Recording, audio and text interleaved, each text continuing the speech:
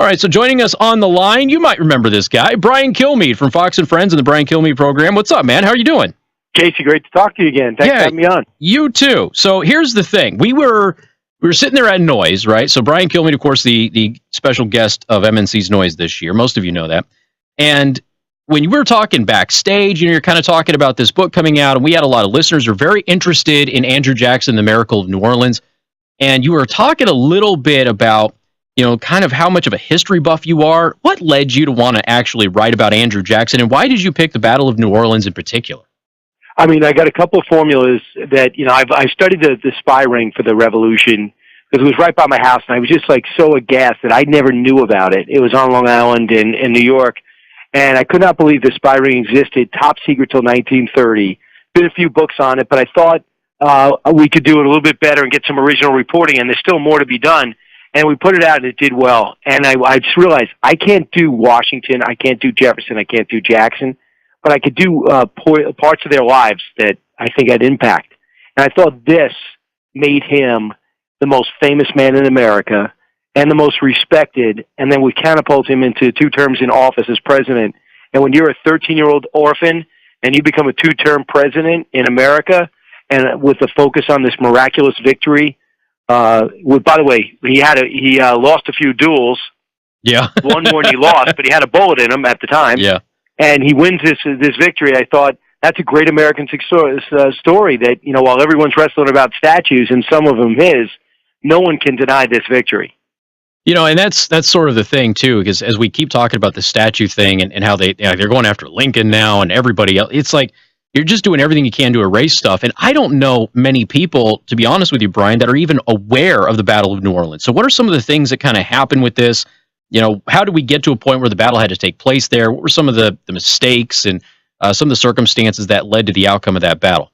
Well, I'll tell you what, everybody who thinks that the world is coming to an end because Donald Trump did this horrible thing called get elected, don't worry about it. Not only could he have a chance to be a very good president if they would just get out of his way and give him a shot, but we've been through such worse times, let alone the revolution, which has been gone over, but the war that nobody talks about is 1812. And I've been through the White House. I have pictures online, and hopefully you did too, Casey, where you look up and you see the burn marks where the British burned the house to the ground and the Capitol building and the #1 newspaper, because they hated the press because the press was free and they couldn't handle that in England. So they burned it to the ground. They were terrorizing the entire East Coast. And all of a sudden, this guy named Major General Andrew Jackson got involved. They ignored him. They thought that he was a backwoodsman, and they didn't care about Midwestern America. When he starts getting involved and started leading men to battle, he starts winning. But the ultimate battle was going to be New Orleans, because what's there? The mouth of the Mississippi. What's the Mississippi? It's the gateway to the West. You cross it, you're there. You don't grow. And they wanted to stop us. They wanted to stop democracy. They wanted to stop the elections, because if you're a king or queen, the democracy thing isn't good for your stock. Not really. So you're not in retrospect. So all of a sudden, you got Andrew Jackson outnumbered 2 or 3 to 1, who shows up with 1,400 men and has got to recruit more. So he does. He does this horrible thing called getting all creeds, all ages, all races, and all religions. They come together to defend New Orleans and block the British from taking it, who had every intention of holding it and keeping it, despite the treaty that was signed that they didn't know yet. And instead of watching the British go by them like they did the rest, they took them out within a half hour, because we were better shots, we had better guns, we were a mix of Kentucky riflemen, Tennessee riflemen, we were a mix of free men of color, Choctaw Indians, pirates, and then regular Marines and militia, all came together for the country. And they were fighting for our country, because had we lost, we have nowhere to go. We're trying to send the British home. And so decisive was this win, we would never be invaded again. The word went out, we're not to be trifled with. And that's the word around the world because of that one battle. And what's so interesting about this is that you had mentioned, it was early going. The War of 1812 was not exactly our best and finest moment. It was not going very well up to this point at all. Talk about the morale of the country at the time. How was he able to get all of these people together who, everybody is telling us have never, melted together before in our history until now, and the morale of the people that were involved, and they were so different, so diverse in their backgrounds, and yet they were able to go ahead and rally around this guy and win. Couple of things. he told everyone, you're getting paid the same, you're getting fed the same, and you're all going to get guns. Now, back then, if you give a minority, if you're black, or what he used the term T, you didn't treat everyone equally. But he said, no, I demand it, and there was a few confrontations he had, and the thought was, you cannot, only give white people guns. That was not the case with Andrew Jackson. He'd also, as much as he was an Indian fighter, and I get it, he also adopted an Indian boy who tragically passed away at the age of 18. So there's a dichotomy in the man, but one thing that, according to people that knew him, he was feared and revered. People feared letting him down, and they also revered him and didn't want to let him down. And he did this thing that's really crazy that sports fans listening right now and athletes can understand. The first thing he did is rally the city, and he had parades. The British were landing, disembarking, and he's having parades. He's lifting up morale. He told them, you're American. He made them sing. They were saying Yankee Doodle Dandy. They marched down the streets with this brand new army in mismatched uniforms. They rallied everyone together. He did a draft. He put them online. He lined up the nuns to be first aid. He got their blessing, the Ursuline nuns, and I write about it in the book. He believes these Ursuline nuns were the reason why he had the miraculous victory. And then he lined up and he had this revelation. He goes, why don't I make a berm? Why don't I redig the Rodriguez Canal? He calls the whole town together with shovels. They dig a canal and they fill it with water.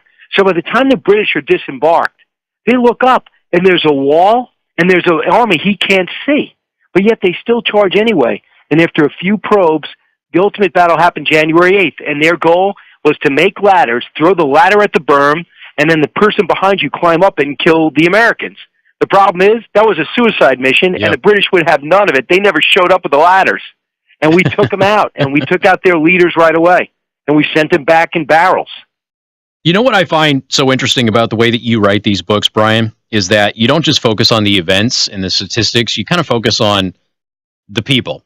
And there's some bits in Andrew Jackson and the Miracle of New Orleans where you kind of talk about, I mean, very, a personal weakness, I guess. He was very sick at the time. You talked about his relationship with his wife, Rachel. And I mean, just there's a lot of that's in there too. And you really get a sense of the people as opposed to just learning about the events as they happened in a timeline. I love that.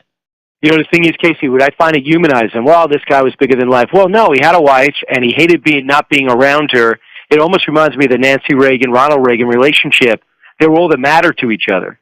And evidently there was scandal. Believe it or not, she never got a formal divorce, so the papers weren't put through. So when she divorced her first husband who beat her, they tried to, when he ran for president, Andrew Jackson, they tried to call him a bigamist, or her a bigamist. And she ended up dying before he took office, and it just crushed him. And he ended up having his family really got him around the White House. But, here he is rallying everybody around, trying to overcome the odds against the number one army in the world that just defeated Napoleon. And we find these letters of him writing back, just saying, all I like to do is to be with you, and I wish you could be here, but it's too dangerous. And you go, at the core of this man was the hope to have a family that was taken from him at the age of 13. So as much as he knew he was famous and knew what was on the line if he was successful, he still just wanted a family. And you get that all throughout his life. Now, I didn't do the definitive biography, but I read enough, and we put enough in the book to kind of humanize this character who was suffering from dysentery. And I talked to doctors about this. This makes you unable to have the sensation of pleasure in anything, whether it's good food or anything else. So you're miserable. He was 6'1", 140 pounds, riding around on a horse, trying to predict in bad weather. January in New Orleans is not great. Trying to predict and project where the British would actually land. So he had to do all that, survive and win, and he did all that. It's an amazing story. Was there any point where you were looking through this and, there's some records issues from back in that era where you just kind of weren't able to find anything or you got stuck when you're researching this book? Well, I'll tell you what, the big boon for me was how great the historians were. John Meacham helped me out. He wrote this great biography. I was able to talk to him. A guy you never heard of is Ron Drez, but you should. He's a decorated Marine who knows more about this war than anybody else. And to be able to go back to the battle and walk on the berms in the mountains that Jackson, the people of New Orleans, built and see the canal as they saw it. We have a special coming out, and some of our cameramen became drone pilots. So they now went high above the battlefield to give you an idea of what it was like because Teddy Roosevelt made sure, because he loved Andrew Jackson, this battlefield stayed the same. So you really see, when I talk about the British, you don't have to imagine it. You can see it, and you could see the fields, which ended up being a killing field. It was more swampy then and woodsy then, but it was, wearing red jackets, coming straight ahead. We had better sharpshooters, and we had better guns, believe it or not, and we were able to take them out like it was a video game. Wow. And going through that, just to find out there are records that prove that the British planned on winning this and holding it and stopping us from growing, further made me feel that Andrew Jackson, the Miracle of New Orleans, was worth doing. All right, final question for you, Brian. I'll let you go.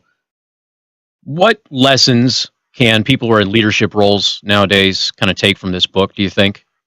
You got to find a way to be respected, yet not respected, but not lofty enough to understand what people are going through. So if you're a CEO or manager of a department, you can't be above people.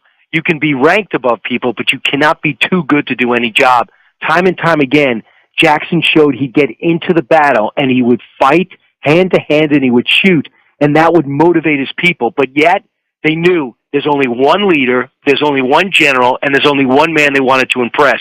If you could find that sweet spot of being every man, but yet being above most men because you're in charge, that is it. Feared and revered somehow, because his men just worshipped him, but yet he could be absolutely ruthless when it came to getting in it, anyone coming in his way to victory. Well, I'll tell you what, Brian, it's been a blast talking to you again. I can't wait to get through this thing entirely. Andrew Jackson and the Miracle of New Orleans, the battle that shaped America's destiny. Brian Kilmeade from Fox and Friends, of course, the Brian Kilmeade Show, heard right here on 95.3 MNC. It's good to talk to you again, man. Thank you so much for joining us. Go get him, Casey. Thanks so much. Appreciate it. You take care. All right, folks, we got more coming up. News Talk 95.3, Michiana's news channel. KC Hendrickson, News Talk 95.3, Michiana's news channel. Your breaking news and weather station.